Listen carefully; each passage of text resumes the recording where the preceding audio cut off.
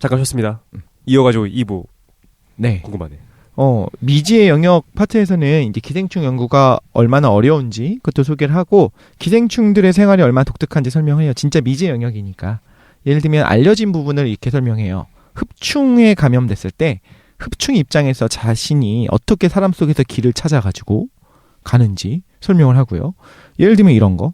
장 속에서 느긋하게 숨어 사는 촌충 있죠. 우리는 지금 촌충이 없을 거예요, 아마. 촌충에 이런 얘기 들었던 것 같은데 촌충에 감염이 된 사람이 없으니까 촌충 연구를 하고 싶었던 일본 교수님이 촌충 알을 힘들게 구해가지고 그 샌드위치에다가 그 연구진이랑 같이 샌드위치에다가 싸갖고 촌충 알을 먹은 거야. 그래서 시간이 지난 다음에 열심히 시간이 지났더니 실제로 촌충이 감염이 됐어. 다행히도. 그래서 시간이 지나니까 저기 항문에서부터 이제 촌충 꼬리가 조금씩 나오기 시작해요. 너무 기니까 그걸 조금씩 잘라가지고. 근데 촌충이 생명에 그 지장이 없어요? 자기 몸 좀 잘라서 상관. 네. 네네 상관없어요. 그리고 실제로 이제 우리는 박테리아가 대부분이긴 하지만 이건 좀 괴담인가? 여성분들 같은 경우에 다이어트를 위해서 그 일부러 기생충에 감염 들어본 것 같아요. 말도 안 된다. 한다는 얘기도 들었어요. 진짜 전 처음 듣는데. 도시 괴담. 촌충이 어떻게 생겼습니까? 2m짜리가 촌충이에요? 2m보다 더 길지 않아요? 막 촌충 긴 건 엄청 길어요. 엄청나게 길어요. 그게 돌돌돌 말려 있다고 알고 있는데 맞아요? 말려 있진 않고 쭉쭉 그 장 속에 있으니까 말려 있진 않지.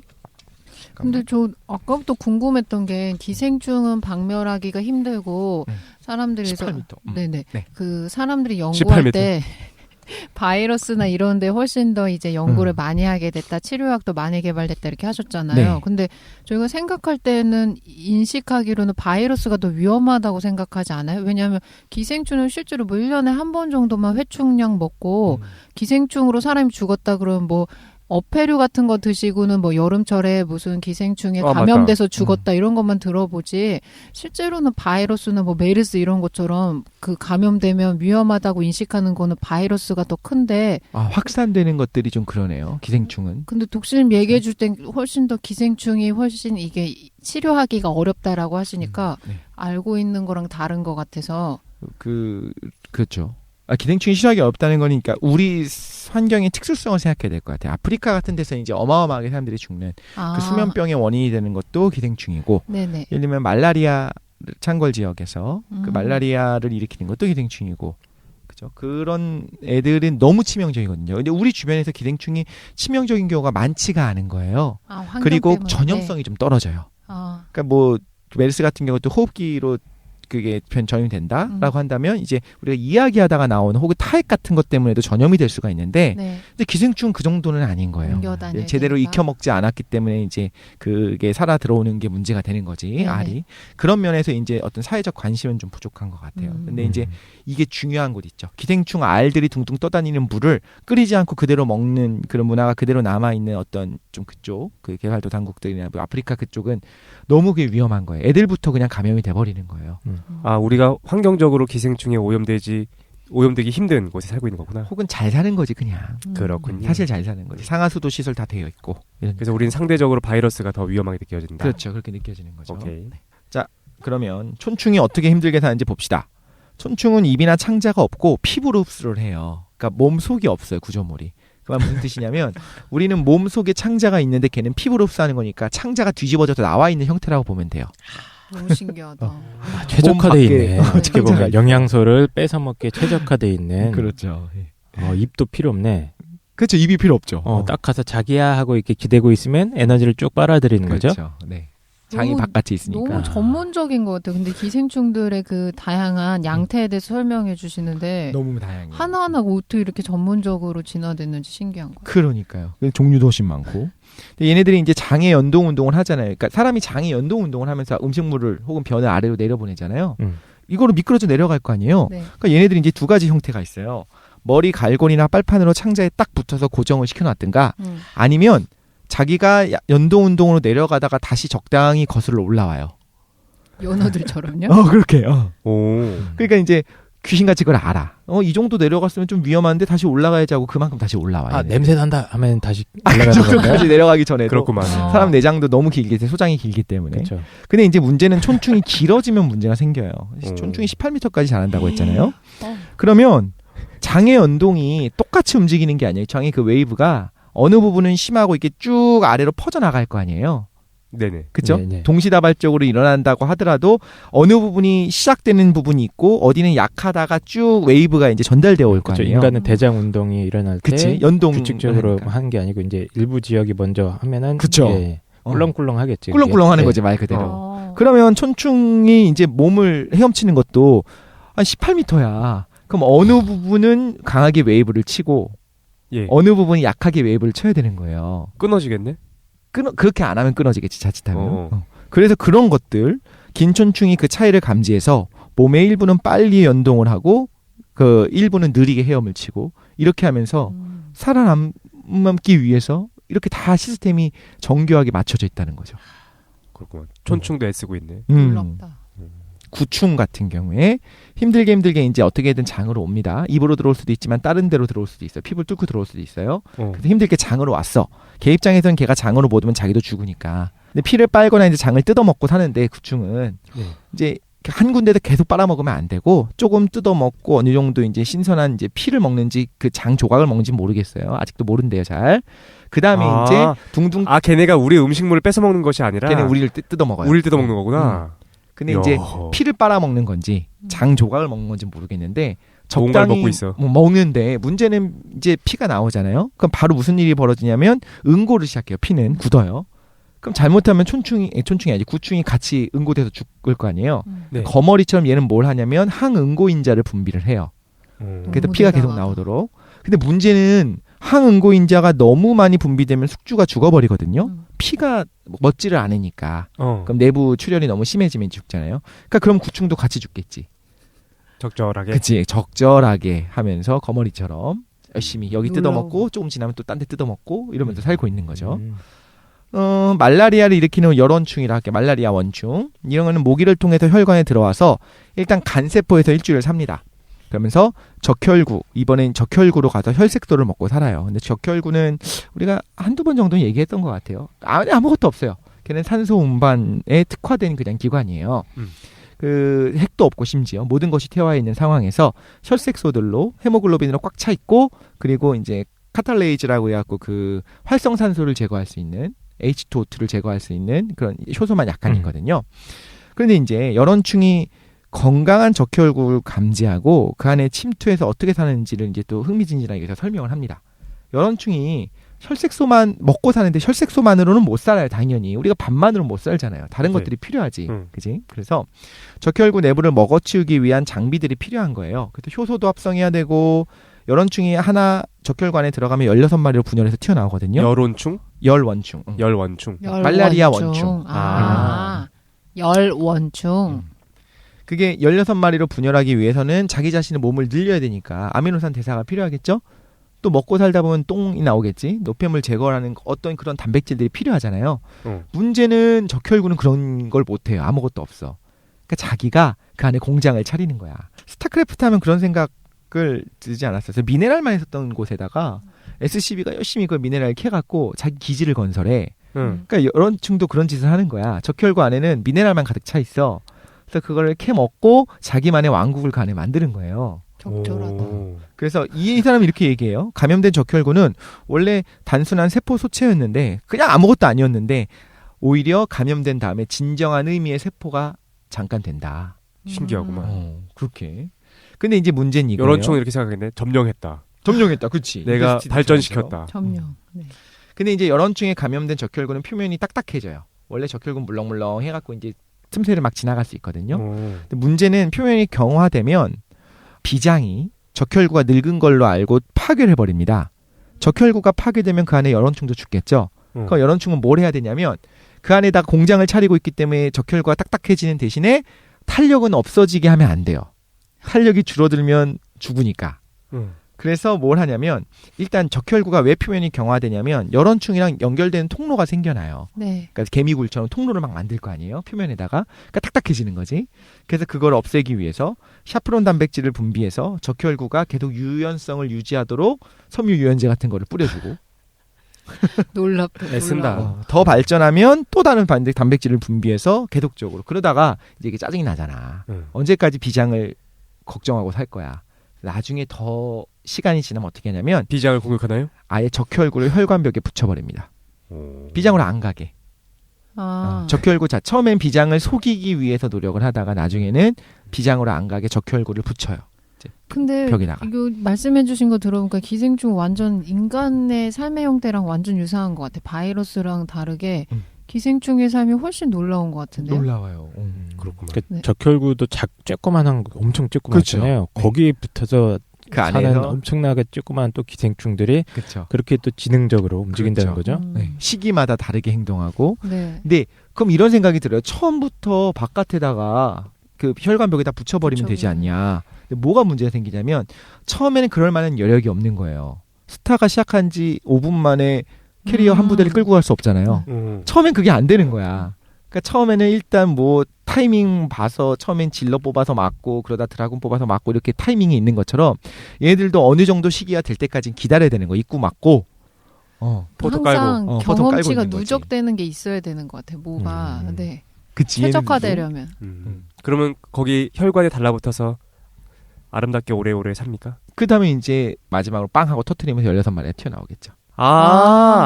근데 뭐가 문제가 되냐면 혈관에 달라붙으려면 뭔가 돌기가 튀어나와야 될 거 아니에요. 네. 그 돌기가 우리 면역세포한테 잡혀요. 처음에는 적혈구 내부에 숨어 있었기 때문에 우리 면역체계를 피해가요. 면역체계에 대해서 궁금하신 분들은 이제 세균과 바이러스 편을 좀 보면은 나오는데 백혈구가 보면서 다 정상이네.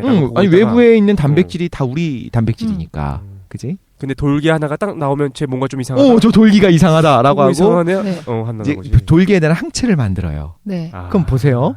처음에는 돌기에 대한 항체가 만들어지는 데까지 이제 최대한 2주 정도가 걸리거든요. 네. 그러면 2주 동안은 열심히 열원충이 살아갈 거야. 그럼 2주가 지난 다음부터는 돌기가 딱 나오자마자 바로 백혈구한테 잡아먹힐 거 아니에요? 네네. 그럼 이제 박멸될 거 아니야. 그 전에 터트려요? 아니죠. 돌기를 모양을 바꿔요. 2주가 지날 2주마다? 때쯤 되면 2주가 지날 때쯤 되면 돌기를 유전자 변형을 일으켜갖고 유전자 변이를 일으켜갖고 그 돌기 손 모양을 바꿔요. 너무 그러니까 놀라워. 새로운 돌기가 생겨나니까 또다시 면역체계를 피해가고 백혈구는 저거 쟤를 잡는 게 아닌데 쟤 뭐지 저건 또 또 지난주에 새로운 게 트랜스 나왔어. 지난주에 본 거 같은데 쟤. 그걸 모르는 거지. 그래서 새로 해갖고 그거에 대한 항체가 만들어질 때쯤 되면 또 또 돌기가 바뀌고. 그렇게 해서 적혈관에 기생하면서 에너지를 축적한 다음에 빵 그쵸. 빵 터뜨리면서 터뜨리면서. 그럼 그 과정에서 적혈구도 깨져나가고 그렇죠. 적혈구 하나는 사라지면서. 그럼 이게 치사율이 굉장히 높은 질병 아닙니까? 말라리아는 그렇죠. 네, 거의 10% 말라리아는 가까이 되는 걸로 알고 있는데. 어마어마하게 높고요. 사실 네. 말라리아가 다 높은 건 아닌데 그래서 말라리아가 치사율이 높은 병이기 때문에 뭐가 있냐면 그 겸형 적혈구 빈혈증이라고 굉장히 유명한 남모양 적혈구 빈혈증이 있어요. 유전병이에요. 유전병으로 인해서 그래서 유전자로. 걔는 강하구나. 네. 그게 적혈구 모양이 낫 모양, 말 그대로 낫 있잖아요. 낫. 낫 모양으로 바뀌어요. 그럼 그 안에서는 그 말라리아가 못 살아요. 그렇겠구나. 그러니까 얘는 기본적으로 산소 공급 능력 자체는 실제로 정상적인 사람들보다 떨어지는데 그 돌연변이 환자의 경우에는 생존율이 그런데 높고. 그렇죠. 말라리아 창궐 지역에서는 오히려 생존율이 높아요. 말라리아의 저항성이 있어서. 이 책 사도록 하겠습니다.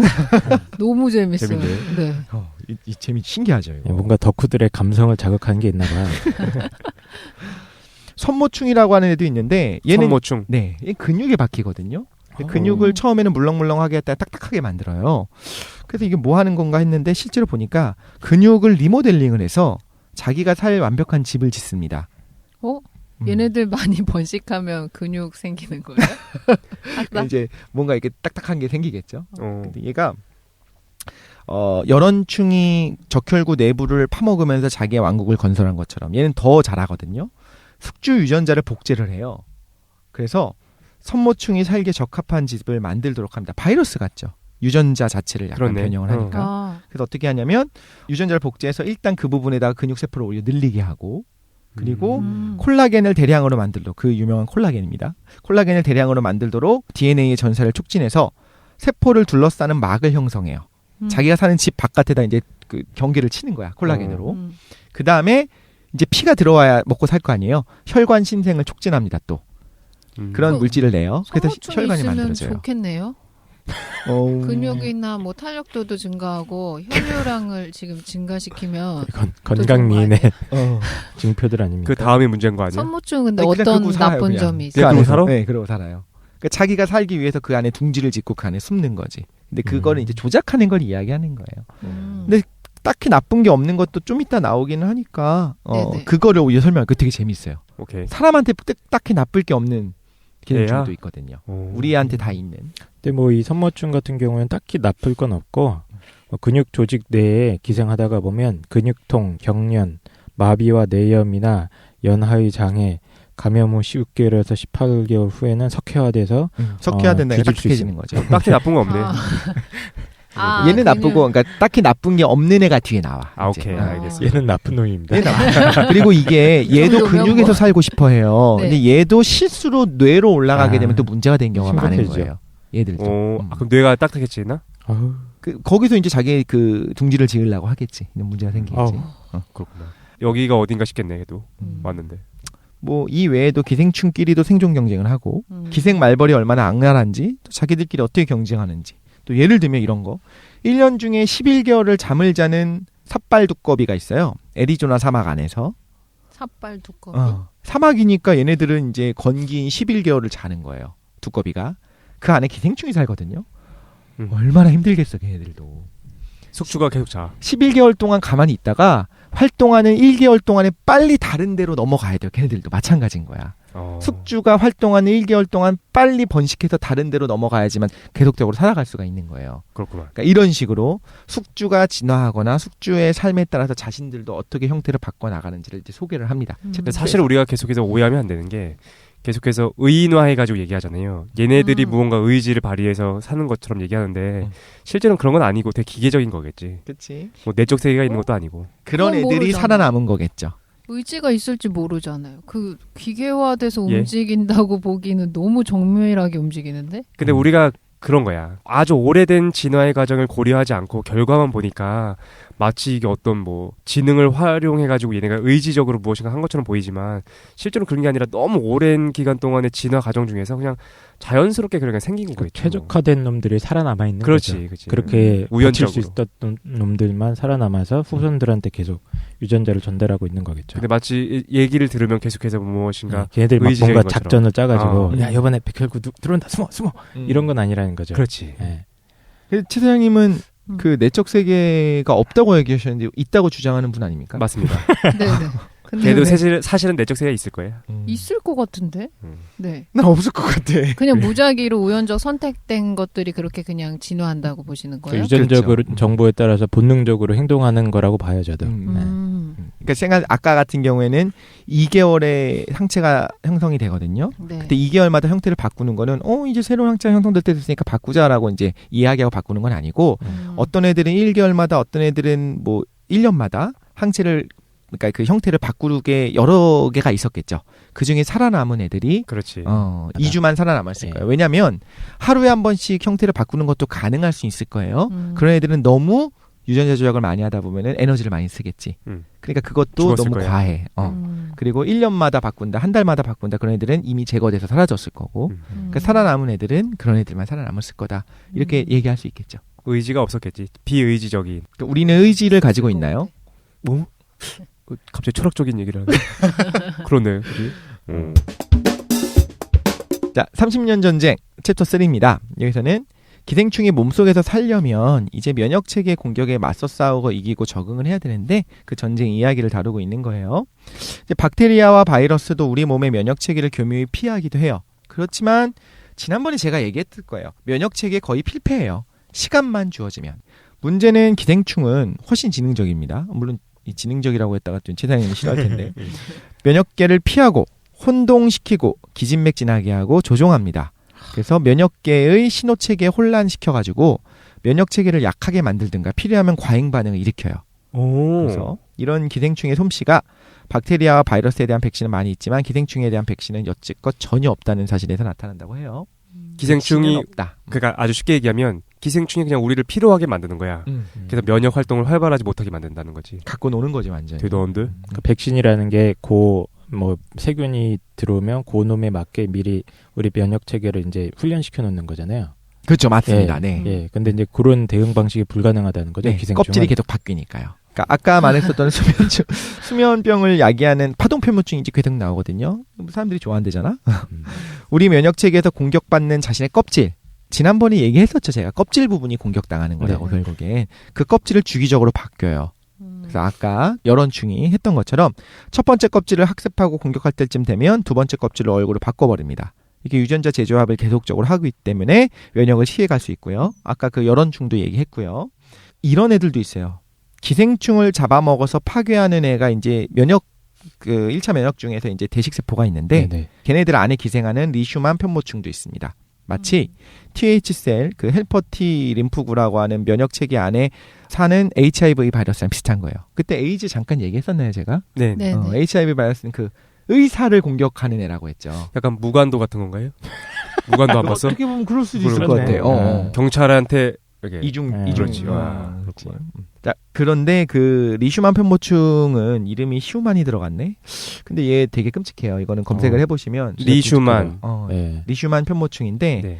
대식세포를 공격하면 면역력이 떨어지기 면역력이 때문에 숙주가 떨어지잖아요. 죽고 네. 피하 리슈만 편모충은 그러니까 피부를 갉아먹거든요. 그래서 희생자 얼굴이 왜 깡성이 뭘 찾아보고 있는 거야? 뭘 지금 보고 경악하셨어. 네, 검사 얼굴이 보지 없어져요. 마야지. 얼굴을 다 긁어 먹어가지고 진짜? 조직이 다 엄청 징그러워요. 보여줘. 검색하지 마십시오. 설명 좀 네. 해주세요. 뭘 보고 그렇게 놀라셨나요? 문둥병처럼 네. 그런 얼굴이 식으로. 일그러지는. 네. 얼굴이 일그러진다고? 그러니까 뭐지 괴사하는 거죠. 그렇죠. 피부 피부가. 조직이 다 괴사되는 거예요. 그렇군요. 이건 좀 치명적이에요. 합이. 그런데 얘는 어떻게 하냐면 오히려 대식세포를 유인을 해요. 오히려. 그래서 자기를 잡아먹도록 해요. 오. 자기를 덥석하고 잡아먹으면 그 안에서 소화가 돼야 되는데 소화가 되지 않아요. 어떻게 하는지 아직은 잘 모른대요. 어떻게 하는지 모르지만 대식세포 안에서 살아갑니다. 그러면서 뭘 하냐면 T세포의 균형을 유지하는 친호물질의 양을 조절해서 자신한테 유리하게 면역 체계를 변화를 시켜요. 지난번에 얘기했었던 게 뭐가 있었냐면 세균에 감염됐을 때와 바이러스에 감염됐을 때의 우리 2차 면역이 약간 형태가 다르다고 했잖아요. 두 개가 좀 다르게 나타나거든요. 그중에서 자리가 유리한 쪽으로 나타나도록 이게 조작을 합니다. 이런 것들을 한다. 그러니까 이거예요. 암호를 알아낸 거야. 우리 세포, 우리 면역 체계가 서로 주고받는 암호를 알아내서 자기가 그걸 조작을 하는 거야. 이쪽으로. 아하. 이렇게 하면서 살아남아 있는 이런 애도 있고요. 이제 아까 얘기했던 그다지 나쁠 게 없는 하지만 가끔 치명적인 톡소포자충이 나옵니다. 톡소포자충. 여기서 이렇게 이야기해요. 수십억 인구가 가지고 있고 유럽의 어떤 동네는 100%가 다 가지고 있다. 뇌에 몇십 마리씩 가지고 있다. 문제는 인간은 자연 숙주가 아니에요. 그러니까 인간 안에 들어오면 걔는 이제 엿된 거야. 그냥 거기서 살다 죽는 거야 이제. 아 그래요? 아, 원래는 고양이와 그들이 잡아먹는 동물 사이를 순환한대요. 그러니까 쥐 안에 있다가 고양이가 잡아먹었다가 그 다음에 다시 그 배설물을 쥐가 먹게 되고 이런 식으로 원래 그 순환하는 건데 이제 사람이 쥐를 먹었는지 어쩐지 어떻게 실수로 우리 사람 안에 들어오게 되면 그냥 그 상태에서 조용히 살아가요. 젠틀하게. 인간 안에 어디든지 있어요. 인간 뇌에 수천 마리가 있을 수도 있어요. 그런데 별 문제가 없어. 왜냐하면 딱딱한 껍질 속에 자기가 들어가 버려요. 그 다음에 자기를 공격하도록 아까랑 똑같이 면역 체계를 조작을 합니다. 그러면 딱딱한 껍질 속에 있는 톡소포자충은 공격을 안 당하고 조용히 있어요. 그러다가 면역 체계가 약해질 것 같을 때마다 한 번씩 뭐 하냐면 그 딱딱한 껍질을 깨고 나옵니다. 그럼 이제 면역 체계가 껍질을 깨고 나왔으니까 이제 알잖아. 네. 그러니까 주기적으로 한번 감염당하는 식이 되는 거야. 그러니까 면역 체계가 조련당해요. 면역량이 약해질 것 같을 때 한 번씩 감염이 된다고 얘는 감염되는 것처럼 그러니까 자기가 행동한다고. 기생하고 있는 숙주를 건강하게 그렇죠. 유지시켜주기 위해서 네. 운동시켜주는 거네요. 네, 그렇지. 아 그래? 계속적으로 너 요즘 면역 좀 떨어진 것 같다? 내가 한번 얼굴 한번 들이밀어줘? 하면서 이렇게 탁 깨고 나오는 거야. 그러면 면역들이 갑자기 확 이게 활성화되고. 뭐야 얘네들 하면서 이렇게 활성화돼 갖고 한번 쟤를 한번 공격해주고 이런 조련하는 식으로 거죠. 조련하는 거죠. 그래서 걔들이 오면 다시 껍질 속으로 들어가서 가만히 있고. 그렇죠. 물론 이제 죽는 애들도 있겠지. 대단하다. 자신의 그렇구만. 개체수를 조절하겠지. 면역 체계는 그래서 강력해지고 오히려 숙주는 건강하게 질병과 싸워 이길 수 있게 되고 그러면서 뭐 하냐면 고향이라는 약속의 땅으로 가기를 기다리는 거예요. 그렇구만. 근데 문제는 이제 이게 가나안 땅으로 들어갈 때까지 기다리고 있는 거구나. 그지 조련하면서. 근데 문제는 이제 우리 같은 성인들한테 문제가 없는데 제대로 된 면역 체계가 없는 상태한테는 위험할 수 있어요. 그러니까 폭주를 할 수 있거든. 봐봐. 100마리의 껍질 안에 있는 숨은 애들이 있었다가 주기적으로 한 마리가 딱 터져 나왔을 때 면역 체계가 걔를 확 잡아먹어서 걔는 다 사라질 거예요. 네. 그러니까 계속적으로 그 개체수가 유지가 돼야 되는데 문제는 껍질을 깨고 나왔을 때 안 죽으면 어떡하냐는 거예요. 면역 체계가 없어서. 그럼 어떻게 돼요? 그럼 계속적으로 자기네들이 엄청나게 수가 늘어나겠죠. 그러면 치명적이 돼요. 그러니까 적절하게 얘네들이 터져 나왔을 때 죽어줘서 개체수가 유지가 돼야 돼. 예를 들어서 뭐 에이즈에 걸렸거나 그래가지고 면역 체계가 현저하게 줄어들어 있었으면 위험해질 수 있겠네요. 그렇죠. 에이즈 얘기가 나와요. 그래서 에이즈에 걸린 경우에는 어. 톡소포자충이 굉장히 위험할 수도 있고 그러면 어떻게 돼요, 사람이? 죽어 그냥? 그 안에 그 톡소포자충이 너무 많아지니까 계속 사망이 번식을 될 수 하니까 있죠. 이제. 아, 네. 이 포자충도 이제 집단화 있으면 일부 집단을 위해서 희생하는 개체들이 있는 그렇죠. 거에 나와서요? 어, 조련하려고? 아까 말한 것처럼 의지라고 얘기할 수 없고 정말 조련을 목적으로 하는 건 아닌데 네, 네. 그렇게 정교하게 시스템이 있는 거예요. 네. 얘가 너무 약해지지도 않게 하지만 나도 한번 감염을 시켜야 되니까 튀어나오고 그중에 몇 마리는 살아남고 대부분은 죽겠죠. 이러면서 자살대로 하는 개체수가 거랑 근데 같네요. 이 비슷하죠. 네. 톡소포자충이 되게 유명한 거 아닌가요? 저도 뭐 내셔널 지오그래픽 막 이런 거 보다가 보면 쥐 뇌 쪽에 숨어 있다가 얘가 고양이한테 잡아먹혀야지 자기가 더 번식을 할 수 있는 그 거예요. 뒤에 나올 거예요. 네. 나올 거예요? 고양이의 정신 세계를 조절해서 아, 쥐의 쥐. 정신 세계를 조절해서 고양이한테 이거 하여튼 잡아먹도록 되게 유명한 합니다. 놈입니다. 이놈 새끼들. 그래요? 한번 들어봅시다. 근데 사람한테도 그렇게 한다는 네. 얘기가 있어요. 그래요? 고양이한테 잡아먹히게요? 사람을- 고양이 앞에 가서 막 그래서 아까 말한 요염하게. 것처럼 에이즈 환자의 경우 위험하고 제대로 된 면역 체계가 없는 태아한테는 위험할 수 있어요. 그럼 지금 깡 선생님이 딱 얘기해 주신 거를 얘기를 하자면 얘가 뭘 하게 되냐면 톡소포자충이 아까 말한 것처럼 이제 수십억 인구의 뇌에 박혀져 있다고 했잖아요. 근데 얘네들 신사적이기 때문에 굳이 심리를 조절하지 않는 것 같은데 네. 사람한테는 그런 것 같죠. 그런데 실제로 비실비실하거나 죽은 쥐는 고양이가 안 좋아하잖아요. 네. 그러니까 쥐를 일단 건강하게 해야 되는 거예요. 얘 입장에서. 아, 그렇구만. 그러니까 아까 말한 것처럼 쥐를 계속적으로 조련하는 거죠. 면역 야, 너 체계가. 건강하게 살아줘. 음. 그러다가 때가 되면 뭘 하냐면 보통 쥐는 이런 실험을 했어요. 고양이 배설물 냄새를 맡으면 그쪽 절대 안 가요. 본능적으로 안 와봐. 근데 고양이 배설물이 있으면 그 근처에 아예 가지 않고 도망 다니고 혼비백산하고 하거든요. 우리 이런 이야기 들었잖아요. 호랑이 그 똥 냄새를 그렇다며. 맡으면 절대 그 근처로 안 간다고. 누가? 고양이가요? 모든 모든 동물들이 동물들이. 아, 그래요? 호랑이 변 냄새가 너무 충격적인가 봐, 걔들한테는. 어. 그런데 쥐들한테 있어서는 고양이 변 냄새가 그렇다는 거지. DNA 안에 각인되어 있다고 봐요. 아. 그거 있잖아요. 우리 칠판 긁는 소리, 그 소리 굉장히 싫잖아요. 예. 그걸 왜 싫어하냐는 거에 대해서 그런 식으로 이야기하기도 해요. 그러니까 칠판 긁는 소리는 생각해보면 그냥 아무것도 아니거든요. 네. 근데 그게 소리가 볼륨이 크든 작든 싫어요, 사람들은. 그렇네. 그거가 DNA 안에 각인되어 있기를 아마 늑대 우는 소리랑 비슷해서 그게 각인되어 있는 게 예. 아닌가 하는 얘기도 하더라고요. 우 하고 늑대 우는 거랑 너무 다른데. 비슷하다고 보는 거예요. 그럴 수도 있겠지 뭐. 그렇게 뭐 이제 해석하기 얘기하더라고요. 나름이고. 네. DNA 안에 있는 그렇다는데요. 선천적인 혐오니까 그거는. 알겠습니다. 아무튼 그 쥐는 그런데 네. 톡소포자충에 감염된 쥐는 고양이 배설물 냄새를 맡아도 전혀 불안에 떨지 않고 고양이 냄새가 나는 곳에 막 드나들게 해요. 용감해져요. 그럼 아. 이제 고양이가 잡아먹으면 약속의 땅으로 가는 거지. 톡소포자충. 실제로 뭐 공포 반응을 조절하는 그 뇌의 부위를 이놈들이 이렇게 조작을 한다는 걸로 제가 주서 들은 것 같아요. 그렇구나. 이거 뭐 이 책보다 좀 더 나아가면 다큐멘터리 같은데 그렇게 나왔을 맞아요. 수도 있겠죠. 예, 예. 신경전달 물질을 조절한다니까. 그렇죠. 예, 뭐 편도체인가 그 부분에 이놈들이 자리 잡아가지고 용감하게 만드는 거예요. 그치. 쥐들을. 근데 인간을 감염시킨 톡소포자충은 고양이한테 갈 가능성은 거의 없잖아요. 네. 간혹 인간을 뜯어먹는 고양이가 있나? 없잖아. 없지. 호랑이한테 갈 가능성도 없고. 아, 그렇죠. 예. 그런데 심리학자들이 이거는 뭐 사이드 이펙트일 수도 있는데 톡소포자충이 인격도 바꾼다는 거 알아냈대요. 그래서 인격을? 아. 인격 사람도 맞아요. 어떻게? 남자는 사회의 도덕적 규범을 지키려는 의지가 약해지고 사회 규범을 어기고서 벌을 받는 거에 대한 우려를 안 하게 되고 진짜? 다른 사람한테 신뢰감을 주지 못하고 여자들은 밖에 나돌기 좋아하고 인정이 넘치게 바뀐대요. 근데 이거를 어떻게 얘기를 하냐면 숙주가 위험에 처하지 않도록 예방해주는 두려움을 좀 줄여주고 없앤 것으로 보인다 이렇게 얘기를 하더라고요. 아. 몇 년 전에 감염된 것 같아. 어쩐지 왜 계속 축청 얘기를 했더니만. 그러네. 알겠습니다. 근데 이제 그러니까 전체적으로 어떤 개체 공포를 좀 줄여주나 보네. 그렇죠. 네. 그렇군요. 그런 거는 이제 쥐한테 유효했던 건데 얘도 이제 실수로 길을 잘못 들어서 사람한테 들어왔는데 여전히 뭐 쥐의 신경 전달 무지가 사람이나 비슷할 수도 있다는 거죠. 그지 뭔지 모르니까 쥐인 줄 알겠지 뭐. 그렇겠지 뭐. 근데 이제 사실 여기서 이런 비판이 나올 수 있어요. 실제로 아무런 조작을 안 했는데 그냥 이제 현상적으로 나타나니까 교묘한 작전이 있는 게 아닌가라고 오해할 수도 있잖아요. 사실은 그냥 손상된 걸 수도 있잖아. 아까 얘기한 것처럼 그 달팽이 그것도 마찬가지거든요. 뭐 이거 창형 흡충이에요. 소 안에서 살다가 알을 낳고 알을 달팽이가 먹고 달팽이는 알을 예쁘게 포장해서 토해내고 그 다음에 개미가 그 알을 또 먹어요. 그러면 이제 개미 속에 있는 유충이 개미 머리를 조작해서 풀 이파리 꼭대기로 가서 엉덩이를 거꾸로 내밀게 해요. 맞아요. 그럼 어디로 가야 돼? 아까 소 안에서 살다가 알을 낳았네라고 했잖아요. 그 소 안으로 다시 가는 거야. 소가 풀 뜯어 먹을 테니까. 풀 뜯어 먹을 때 개미를 같이 먹을 테니까. 음. 이런 식으로 정신 세계를 조작하죠. 아까 얘기했었던 달팽이 건 요거예요. 이름이 어려워. 류코클로리디움 파라독스쿰. 이 흡충은 달팽이가 새가 볼 때 풀벌레의 애벌레로 보이게 아까 조작한다고 했잖아요. 이게 사실은 교묘한 작전이 아니라 그냥 손상된 걸 수도 있잖아, 사실. 피부 색깔이 그냥 변한 걸 수도 있잖아. 네. 근데 우리가 그거를 얘가 이런 작전을 펼쳤네라고 이제 착각하는 걸 수도 있잖아요. 그렇죠. 그거까지도 이제 저자가 이야기를 해요. 그거에 대한 실험을 1980년대 제니스 무어가 실험을 했거든요. 정말로 조작을 한 것이 맞냐 아니면은 우연하게 그냥 손상이 된 거냐. 네, 아무래도 조작이 맞는 것 같다라고 하는 실험 결과가 있었다는 것까지 이제 소개는 간단하게 합니다. 이제 관심 있는 분들은 그런 것들 이제 비판이 있을 수 있어요, 당연히.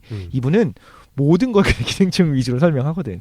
진화의 원동력도 기생충이었고 이렇게 얘기하기 때문에 기생충 환원론자구나. 그런 것 같아. 어쨌든 기생충이 그렇게 숙주 안에 들어가서 그 안에서 어떤 조작하는 듯한 패턴이 많이 보인다. 네, 이거죠. 그렇죠. 뭐 주열 흡충 같은 애들은 먼저 들어온 주열 흡충이 나중에 오는 애들을 공격하도록 숙주의 면역계를 도와요. 혼자만 살게. 혼자 살려고. 나중에 감염된 애들은 쟤네들은 잡아먹어야 돼 하고 비정하다. 면역계 막 도와줘. 문제 안 일으키고 조용히 살라고. 나만 여기 그 주열 흡충이 문제 안 일으키고 조용히 살려고 그걸 한다고 이야기했잖아요. 네. 이 주열 흡충 그 30년 전쟁을 한다는 애가 이거. 재벌이 계속적으로 싸워나가는. 재벌이 검찰을 매수하듯 뭐 이런 거죠. 다른 재벌이 쟤네들을 공격해 주세요. 이렇게 하듯이. 네. 이런 것들이 고치벌은 박각시 애벌레 내부에다 유충을 넣거든요. 이것까지는 설명하면 좋을 것 같아. 그때 바이러스를 같이 주입을 해요. 벌이 네. 유충을 박각시 애벌레 내부에 넣을 때 바이러스를 같이 넣어. 그래서 바이러스를 통해서 박각시 애벌레를 선택적으로 조절을 하거든요. 그래서 바이러스가 뭘 해주냐면 고치벌의 유충이 아직 무력할 때 그때 박각시 애벌레 면역 체계를 혼란스럽게 해서 생존을 딱 도와줘요. 그 순간에. 그러다가 박각시 애벌레가 바이러스에 이제 회복이 되거든요. 바이러스는 웬만하면 회복이 돼요. 그때쯤 되면 고치벌의 유충이 자립이 가능해지는 형태로 딱 되도록 이렇게 자기 새끼들을 살리려고 바이러스를 같이 주입하는 식으로 이런 식의 진화까지 일어났다는 거죠. 아주 쉽게 얘기하면 뭐 에일리언에서 페이스 허그가 얼굴에 달라붙을 때 네. 어떤 DNA 조작 물질을 같이 넣어가지고 그 숙주가 잘 살 수 있게 해준 다음에 그치. 그 다음에 건강하게 해주고. 거기 안에다가 유충 자기 알을 낳는다는 거야. 이해했어요. 뭐 이게 입맛이 없고 막 마른 남자 여자 이런 경우에는 일부러 입맛을 돌아오게 해주는 어떤 호르몬을 낸다든가. 그래서 막 건강하게 막 살 찌워. 그 다음에 이제 건강하게 살 찌워야지 자기 새끼들이 먹고 살게 많아지잖아요. 이런 식으로 조작들을 하더라. 실제로 그게 에일리언 같은 애들만 하는 것이 아니라 자연계에서 존재하는 그 아까 말했었던 그 자연계에 가장 퇴보했다고 생각하는 기생충들이 사실 그런 걸 한다는 거죠. 저도 지금 잠깐 검색해봤는데 고치벌의 유충이 쐐기벌레 안에서 돌아다니다가 네.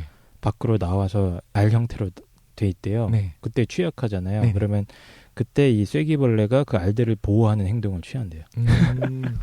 자기가 그 보디가드 역할을 하게 만드는 자기를 감염시켰던 무섭네 진짜. 보호하는 형태로. 그렇구만. 그러다가 이제 뭐 4단원 5단원 뛰어넘고요. 6장으로 가면 이제 내부로부터의 진화에서 진화가 사실은 내부 즉 기생충으로부터 시작이 됐을 거다라고 이제 주장을 하는 거예요. 진화 자체가 진화도. 생명종의 진화가. 네. 아까 뭐 간단하게 얘기했는데 진화는 사실 자연 선택 혹은 생식의 기회를 획득할 때 일어나잖아요. 그러면 이제 싸움 잘하는 애들 혹은 뭐 건강한 애들 이게 사실 수컷의 외모를 보고서 얘들이 예를 들면 늑대로부터 얼마나 잘 살아남을 수 있을까를 보는 것이 아니라 기생충으로부터 얼마나 잘 살아남을 수 있겠는가를 판단한다라고도 주장하는 거예요. 그런 부분도 있지 않겠냐. 그럴 수도 있겠다. 그치. 거지. 사실 이제 남자들이 원시인들을 생각을 해볼게요. 남자들이 사냥을 잘하는 애도 중요하고 늑대를 잘 잡고 곰을 잘 잡는 건강한 개체도 중요한데 일단 병이 안 들어야 되잖아요. 그렇지. 병이 드는 많은 것들 중에 하나가 박테리아, 바이러스도 있겠지만 옛날엔 특히나 기생충이 어마어마하게 많았을 거라는 거예요. 그래서 그 기생충으로부터 건강한 개체를 암컷은 선호하게 되어 있을 것이고 결국에 암컷의 선호가 일어난다는 건 그 진화의 방향이 그쪽으로 결정된다는 거거든요. 예를 들어서 뭐 얼굴을 보고서 우리가 아름답다고 느끼는 게 좌우 대칭인데 그런 걸 참고하는 걸 얘기하는 건가? 그럴 수도 있겠죠. 왜냐면은 그 바이러스나 아니면 기생충에 감염되면은 얼굴 형태가 일그러져서 좌우대칭이 안 맞을 테니까. 그런 게 있다면 그래요? 있겠지. 알겠습니다. 있겠지. 추측 한번 해봤습니다. 그러니까 그거 맞아요. 맞는데 좀 더 이제 쉬운 거부터 생각해야 될 것 같아요. 예. 암컷과 수컷 중에서 이제 닭을 얘기할게요. 닭. 일단 모양새가 보잘것없는 수컷은 기생충과 싸우는데 힘을 대부분 소비해갖고 여력이 없잖아요. 그러면 어떻게 될 거냐면 못생길 거야.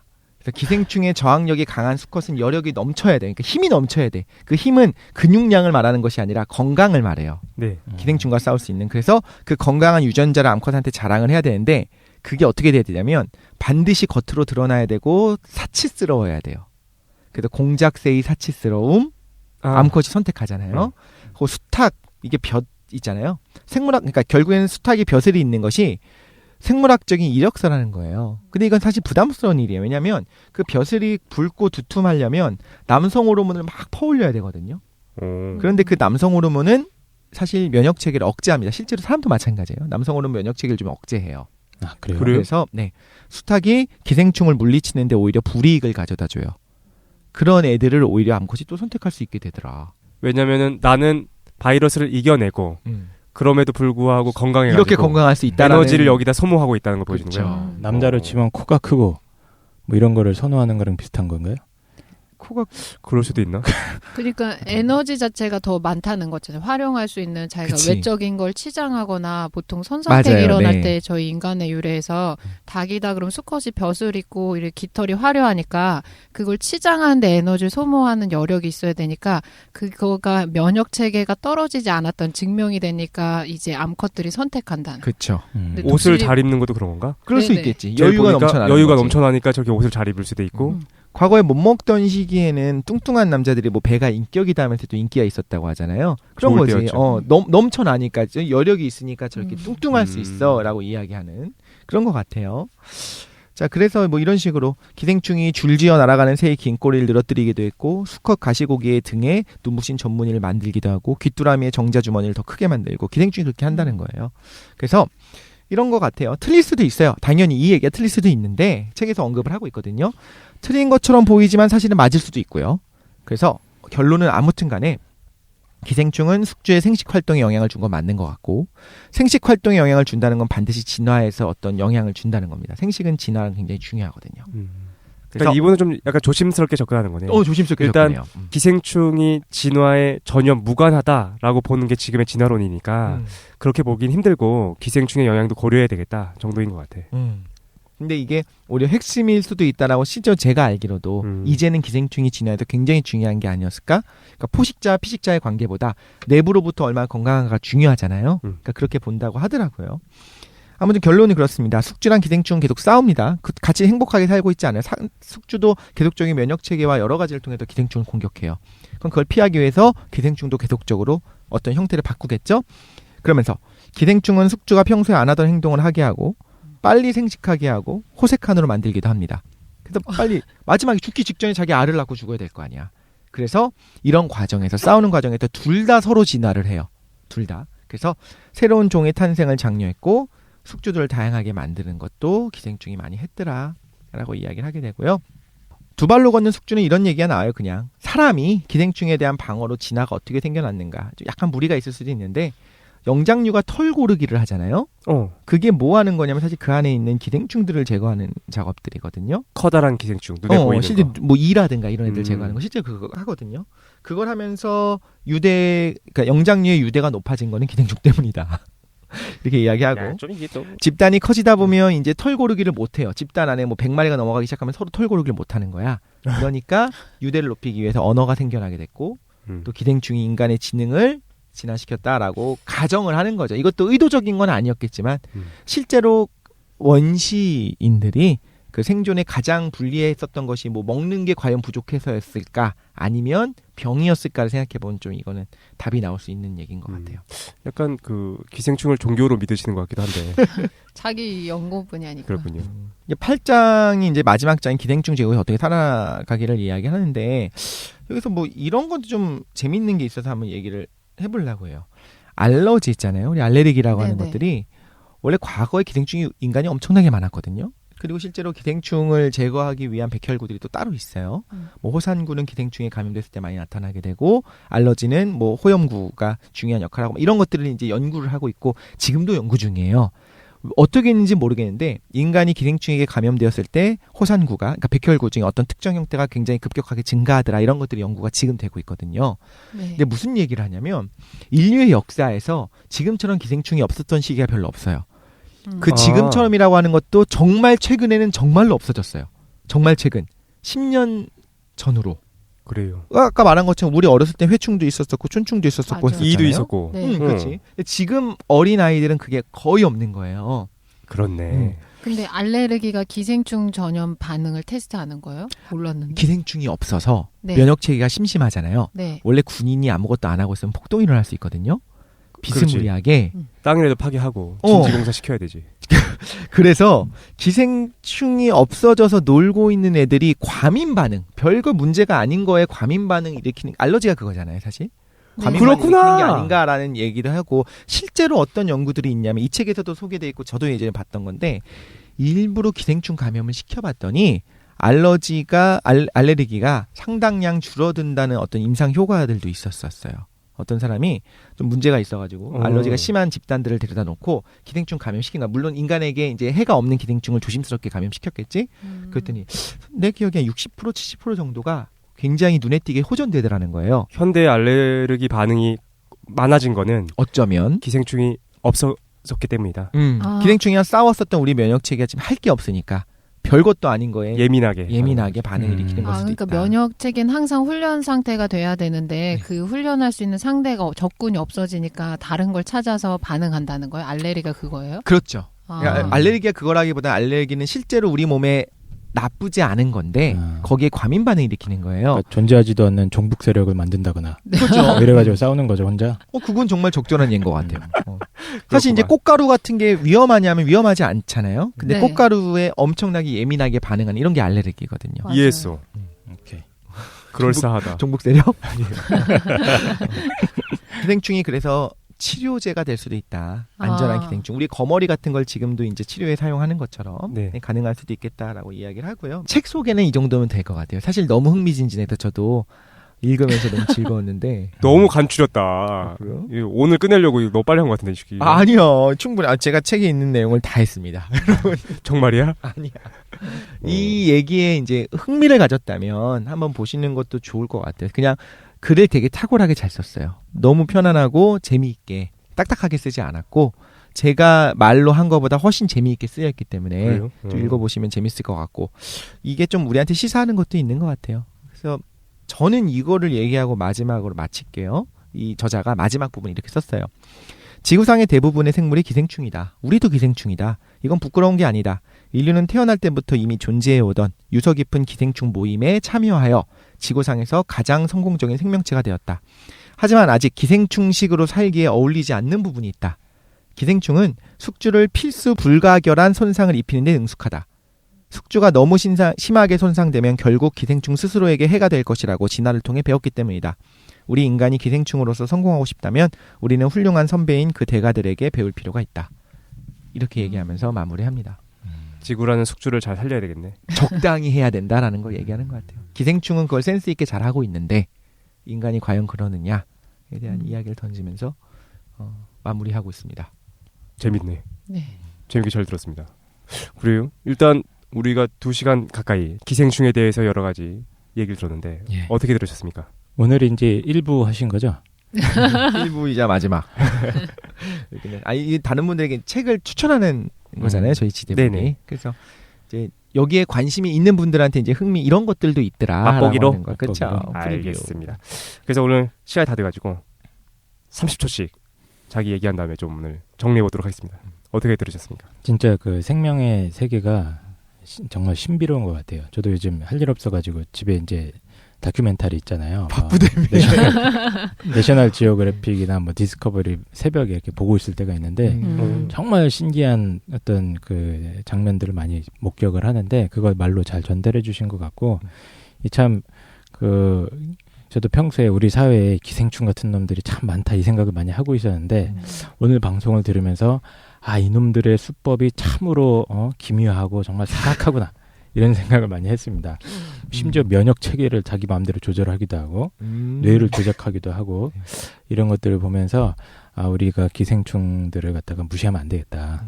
아, 이 새끼들 때려잡을 때 제대로 잡아야겠다. 이런 생각을 다시 전의를 불태웠습니다. 약간 다르게 이해한 거. 같은 방송을 들어도 다르게 이해할 수 있다는 겁니다. 저도 매우 재밌게 들었는데 어려운 용어들이 있어가지고 천천히 한번 찾아보면서 한번 보는 것도 괜찮을 것 같다라는 생각이 듭니다. 항상 궁금한 게 그거였던 거야. 그러니까 우리가 인간 중심주의 아닙니까? 인간을 중심으로 모든 걸 해석하다 보니까 기생충도 인간으로 보고 싶기도 하고 그렇기도 한데 제가 계속해서 관심 갖는 건 그거 아닙니까? 어떤 내적 세계. 기생충은 어떤 저런 사실 의지적인 활동은 아닐 거라는 생각이 드는데 어떤 비의지적으로 어떤 자연이 만들어 놓은 그 어떤 절차를 따라가면서 무엇을 느끼고 있을까 그런 생각이 들어가지고 여러 가지를 생각해 볼 수 있는 기회였던 것 같다. 어떤 의미가 있나 삶에 대해서도. 그렇죠. 어떤 뭔가 그지 왜 저런 활동을 하고 있나 저런 구조 속에 있는가 그런 걸 생각하게 됐어요. 그러니까 인간도 생각해 보면은 어떤 거대한 구조 속에서 아까 독실이가 잠깐 얘기했는데 우리는 뭐 의지적으로 살고 있는 것인가? 우리도 생각해 보면은 의지적이지 않게 살 수도 있거든요. 왜 살고 있는가? 던져졌으니까 살 수도 있는 거고. 그래서 그 말이 너무 장황해지고 있는데 마무리 못 하겠네. 어쨌든 재밌게 잘 들었습니다. 감기 걸려가지고 정신이 없어. 상태가 아, 예, 상태가 좀 가지고. 기생충들도 되게 저런 걸 하면서 스릴을 넘치지 않을까? 상태 조절하면서 그런가? 횡설수설하게 하고. 줄다리기를 하고 있기 때문에 그럴 수 있을 것 같아요. 만약에 스릴을 기생충이 넘치지 의인화되어 있다면 모험 야 대식세포 온다 숨어 이러고 위장세포 쫙 뿌리고 긴장하고. 그치. 강처럼 흐르는 그 정맥 안에서. 김도희 어떠셨습니까? 불리할 것 같으면 막 댓글 달고 저 되게 재밌었고 저 세균 바이러스 편도 재밌었는데 저는 오늘 기생충의 역사가 정말 재밌었어요. 이게 마치 하는 행동이 인간의 삶이랑 똑같으니까 저 책은 사서 보고 싶어요.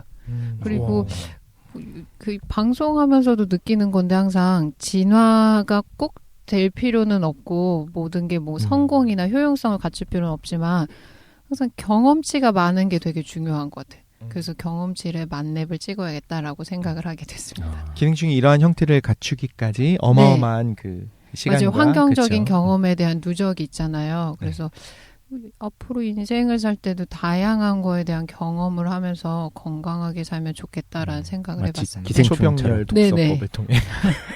어쨌든 그래도 오늘 지대북 세 번째 시간까지 진행했고 네. 다음 시간에는 이제 원래는 제 거 지대북을 해야 되는데 네. 저희가 얼토당토하는 그 어떤 제안이 하나 들어왔어요.